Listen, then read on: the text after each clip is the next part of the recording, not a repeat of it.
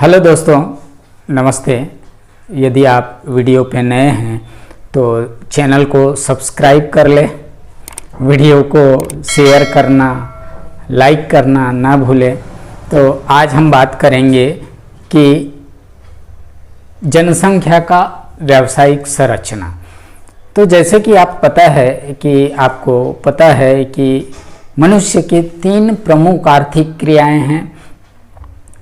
प्राथमिक व्यवसाय, जिसे हम प्राइमरी सेक्टर कहते हैं, और जिसके अंतर्गत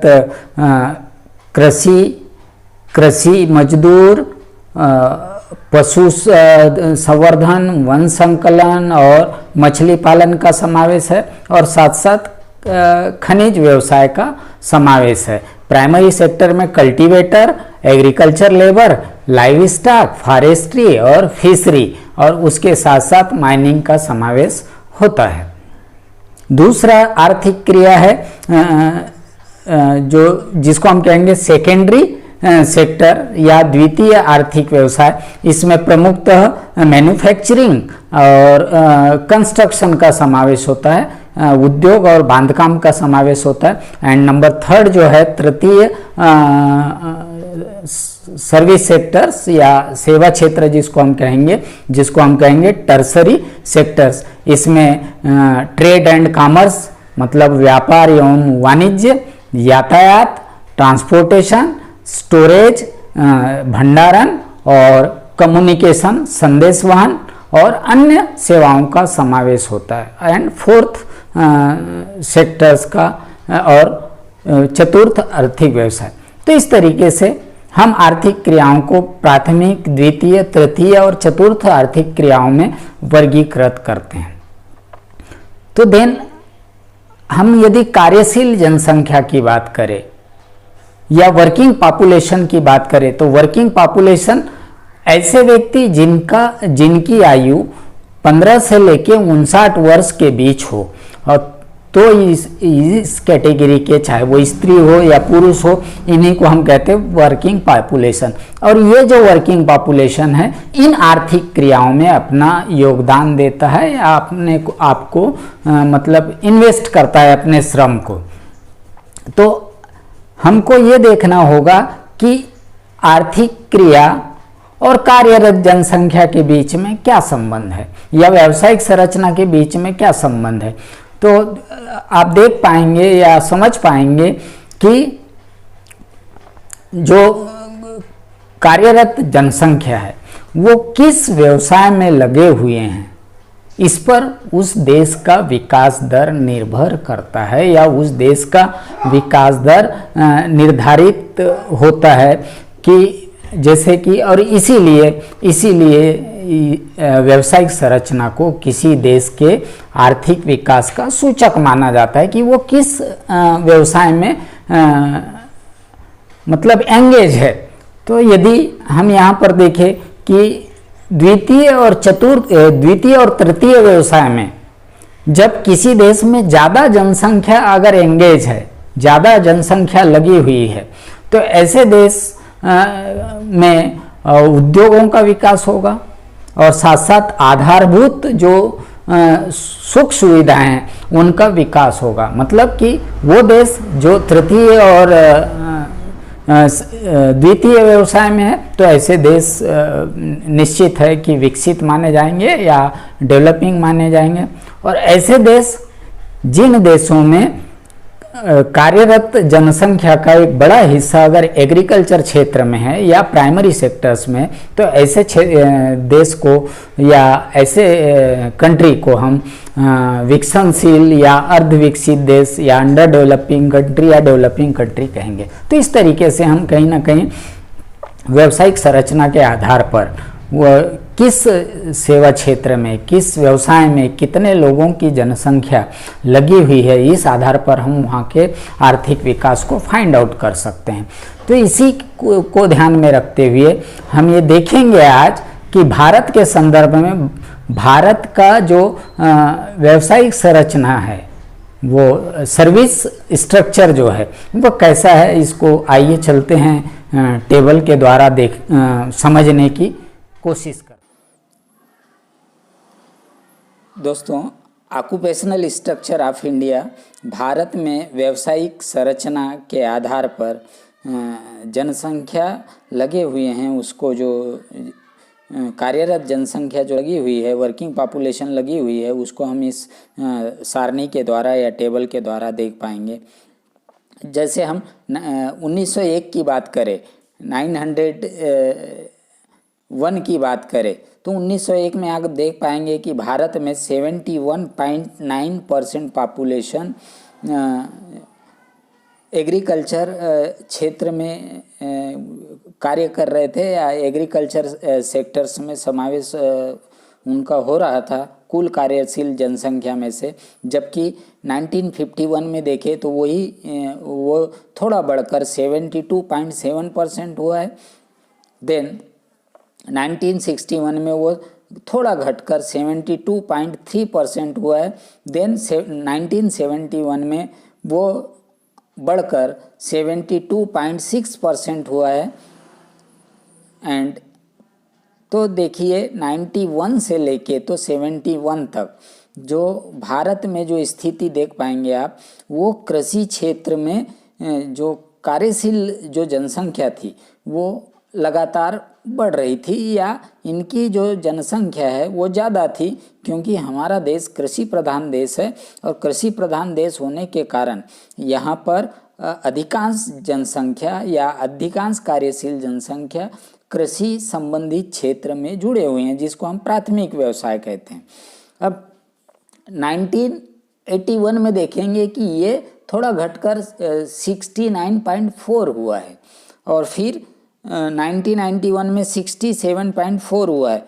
मतलब कि 1981 के बाद कार्यशील जनसंख्या का जो दबाव है वो कृषि क्षेत्र पर कम हुआ है और ये 2001 के आते आते 57.4% रहा और जो लेटेस्ट जो 2011 के हमारे पास आंकड़े हैं उनमें 48.96 है। मतलब कि कृषि क्षेत्र में 1901 में जहाँ पर 71% 9 यानी लगभग 72% जनसंख्या कृषि क्षेत्र में लगे हुए थे, जो कि आज़ादी के बाद आसपास या 1951 में जो प्रथम पंचवर्षीय योजना था ये 72.7% था, मतलब लगभग 73% था, वो घटकर अभी लगभग 47% हो गया है, 47% हो गया।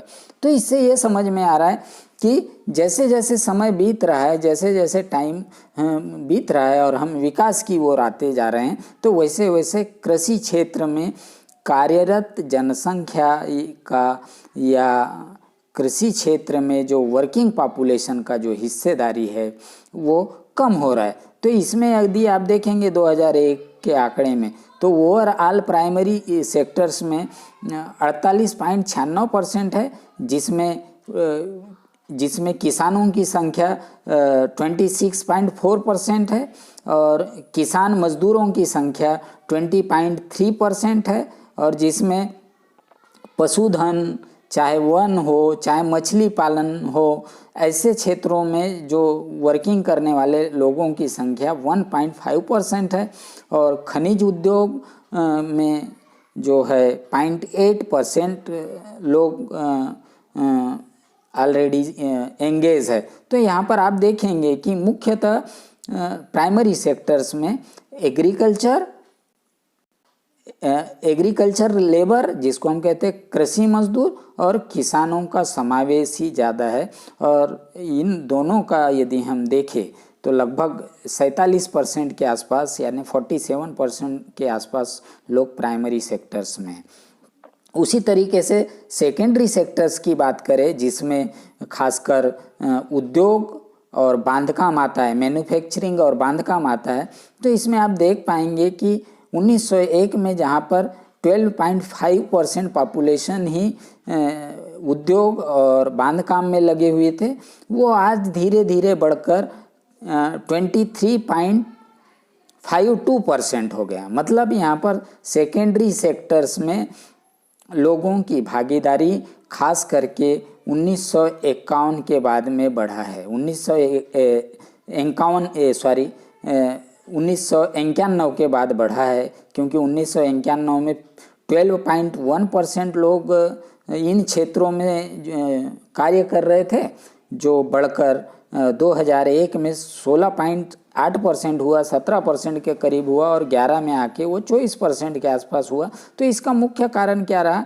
कि 1991 में हमने LPG पॉलिसीज़ को अडॉप्ट किया, न्यू इकोनॉमिक पॉलिसीज़ को एडाप्ट किया, जिसमें चाहे वो लिबराइजेशंस हो जिसको हम उदारीकरण कहेंगे, प्राइवेटाइजेशन हो जिसको हम निजीकरण कहेंगे, और ग्लोबलाइजेशंस को हमने एडाप्ट किया या वैश्वीकरण की नीति को एडाप्ट किया। और इसी के कारण सेकेंडरी सेक्टर्स में रोजगार के अवसर बढ़े या रोजगार मिला, और ये बढ़कर 12% से बढ़कर अभी 24% तक हो गया। तो इस तरीके से ये आर्थिक दृष्टि से या अर्थ के विकास के दृष्टि से या देश के विकास के दृष्टि से एक अच्छा साइन माना जाता है, गुड साइन माना जाता है, अच्छा संकेत माना जाता है।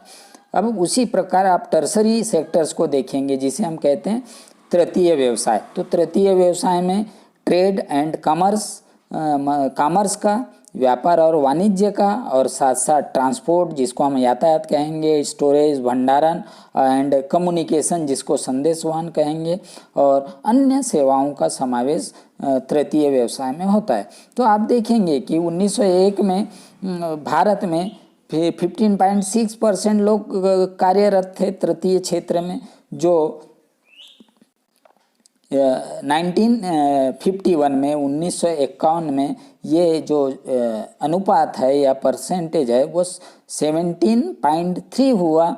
और देन जैसे जैसे टाइम बढ़ा, मतलब खासकर यदि हम 1981 की बात करें तो वहाँ पर भी 17.7 है, और ये 1981 के बाद लगातार 91 में 20.5 हुआ, एंड 2001 में वो 25.8 हुआ, लगभग 26% के आसपास, एंड देन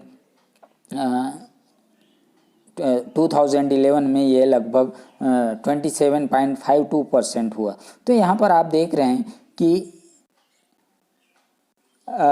आफ्टर 1951 के बाद यदि हम इनको देखें तो 71 तक इसमें कमी रही, और 81 से इसमें लगातार वृद्धि हो रही है। तो यहाँ भी मुख्य कारण क्या था कि हमने 1991 में जो न्यू इकोनॉमिक पॉलिसीज़ को एडाप्ट किया, तो उसमें टर्सरी सेक्टर्स को, चाहे वो वाणिज्य हो, चाहे वो व्यापार हो, चाहे वो यातायात साधन हो, चाहे वो भंडारण हो, चाहे वो संदेश वाहन हो, ऐसे सेवाओं में वृद्धि होने के कारण इन सेवाओं में जो है कार्यशील जनसंख्या का हिस्सेदारी लगभग 27.51% रहा। और इसके अंतर्गत ट्रेड एंड कॉमर्स में 12% लोग हैं, और ट्रांसपोर्टेशन, स्टोरेज, कम्युनिकेशन में 4.8% लोग लगे हुए हैं, जबकि अदर सर्विस में 10.7 या 11% के लोग लगे हुए हैं। तो ओवरऑल यदि हम बात करें तो अभी भी भारतीय इकोनॉमी में एक बड़ा जनसंख्या, कार्यशील जनसंख्या का बड़ा हिस्सा, लगभग 47% हिस्सा, 47% हिस्सा प्राइमरी सेक्टर में लगे हुए हैं। 23.52% जो कार्यशील जनसंख्या का हिस्सा सेकेंडरी सेक्टर में है, और 27.52% वर्किंग पॉपुलेशन का हिस्सा टर्सरी सेक्टर्स में। मतलब यहाँ पर हम निष्कर्ष निकाल सकते हैं कि अभी भी भारतीय अर्थव्यवस्था एक कृषि प्रधान अर्थव्यवस्था के रूप में ही है माना जाता है या है। तो आपने देखा था कि वह अर्थव्यवस्था जिसमें जो कार्यशील जनसंख्या का बड़ा भाग यदि प्राइमरी सेक्टर्स में समावेश हो या प्राइमरी सेक्टर्स में लगे हुए हैं, तो ऐसे देश को हम कृषि प्रधान या कृषि क्षेत्रों का ज़्यादा विकास वाला देश मानेंगे या कृषि प्रधान देश मानेंगे, जबकि ऐसे देश जिनमें प्राथमिक क्षेत्र को छोड़कर अर्थात द्वितीय क्षेत्र और तृतीय क्षेत्रों का समावेश, क्षेत्रों में कार्यशील जनसंख्या का समावेश अधिक है, तो ऐसे देशों को हम खासकर विकसित राष्ट्र या औद्योगिक राष्ट्र के रूप में जानते हैं। तो यहाँ पर यह निष्कर्ष निकलता है डाटा के आधार पर कि अभी भी भारत एक कृषि प्रधान देश है और इस कृषि क्षेत्र से या प्राइमरी क्षेत्र से आज भी लगभग पूरे देश की 50% जो जनसंख्या है कहीं ना कहीं रोजगार को पा रहे हैं या रोजगार उनको मिल रहा है उस क्षेत्र में, जिसमें किसानों का समावेश है 26%, किसान मजदूरों का समावेश है 20%, चाहे वो पशुधन के क्षेत्र हो या वन के क्षेत्र हो, चाहे मछली पालन में लगभग 1.5% लोग लगे हुए हैं और माइनिंग में 1% से भी कम लोगों का समावेश है। तो इस तरीके से भारतीय अर्थव्यवस्था को हमने समझा व्यावसायिक संरचना के आधार पर। मिलते हैं नेक्स्ट वीडियो में, तब तक के लिए आप आज्ञा दीजिए। यदि आप वीडियो पर नए हैं या चैनल पे नए हैं तो चैनल को सब्सक्राइब कर लें और साथ साथ बेल आइकन बटन को भी प्रेस कर लें और वीडियो को ज़्यादा से ज़्यादा दोस्तों में या अपने फ्रेंड सर्कल में शेयर करें ताकि वो भी इसका फ़ायदा ले सके। तो थैंक यू फॉर वाचिंग। मिलते हैं नेक्स्ट वीडियो में। धन्यवाद।